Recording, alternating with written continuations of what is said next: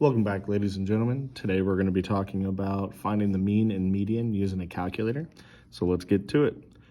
I'm using a TI-84 Plus CE. That means I'm using a color edition of the TI-84.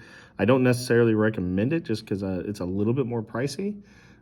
Actually, I don't know exactly how much, but I'm guessing it's more than a little bit more pricey. I do recommend you getting the TI-84 Plus, however. They both have the same functionality. It's just the CE has a color display, so it'll be different things, allows you to do color and keep track of things a little bit easier. Now, with that stated, our goal is to take this table and put it into this calculator and have it do all of the work for us. So normally what we'd have to do is we'd have to add 65, 72, 67, 78, 81, 77, 21, 69, 76, 27, and divide it by 2, 4, 6, 8, 10, and that would be the mean. Then we'd have to list all the data in order, and then that would give us the median. But we can do that through here. So what I'm gonna do is I'm hitting the button that says stat. I know you can't see the button, so I'm gonna tell you which one's there. In case you get one, you can follow along with it. So if we hit stat, it brings up edit. I'm gonna hit enter on edit, and I can make multiple lists. Now this comes in handy as you're comparing things and doing different things. And again, this is where color comes in extremely useful, because list one could be one color, list two another, and when you compare them, you know how they're interacting in comparison. But here, all I'm going to do is type the numbers I see: 65, 72,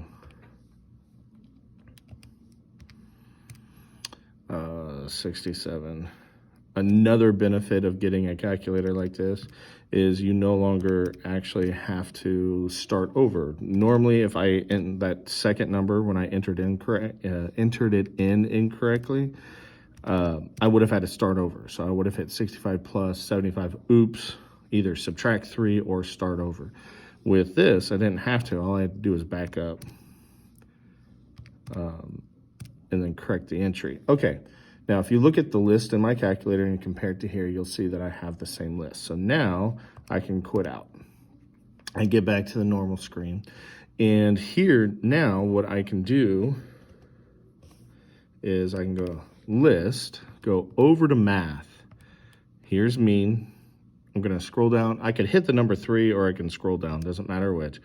And then there's an option. If I hit second, and then the number 1, it tells me list 1 comes up. Now, technically, you can close the parenthesis, enter, there's the mean. I didn't have to calculate, I didn't have to add, I didn't have to worry about how many entries there were. There is the mean, there is my answer. So the mean is equal to 63.3. Then I can do the same thing, because if you noticed, where's list again? There it is. If you notice over here on math, it's mean and median is there. So I'm going to go ahead and hit that. And then I'm going to do second, the number 1, and it tells me list 1. Now remember, I said technically you should close the parentheses. If you're just getting in a hurry and you understand how the parentheses work, there's nothing after it, I can just hit enter. So the mean, or the median is equal to 70.5. I'm done. All I had to do was retype everything in here, which I would have had to rewrite this entire table in order anyway for the median. So the amount of time saved is not huge on this specific list, but you can, like I said, there's times where you'll start getting more and more advanced. So the more times you'd have to calculate things, the more that this calculator actually saves.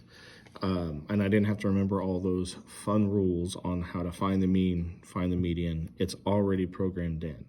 So this is just an example to be able to show you that a graphing calculator can do a lot for you.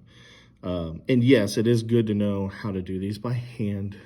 Remember, it's best to learn how to do it yourself, then start relying on other tools to be able to help you do it faster than it is just to learn how to do the tool, because what happens if that tool does break down? What happens if in the middle of the math class your battery runs out, because it does have a battery indicator. These things don't last forever. And then there's no new battery. So we've got that, but what happens if electricity goes out, period? And I'm not talking about calculators, I'm talking about like a laptop. So you're working later in life, you're trying to figure out what's the average market price for something. And the electricity goes out, but you still have the reports printed on paper. You can do it by hand. This is a tool to help you get it done faster, absolutely.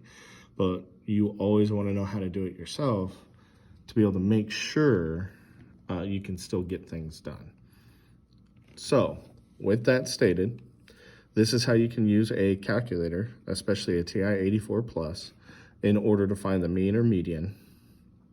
You create the list, then you use the list and the options to be able to find the median and median. A little bit of shortcut here and there with the parentheses. If you have any questions, make sure you come in tomorrow prepared to ask. You can send them to me tonight. I'll work on, I'll either respond if I'm online, or if I'm not online, we'll look at responding, see if I can cover it during the lesson. If you're still questioning some things, we can cover that after lesson. Stay safe out there, guys. Have a great evening.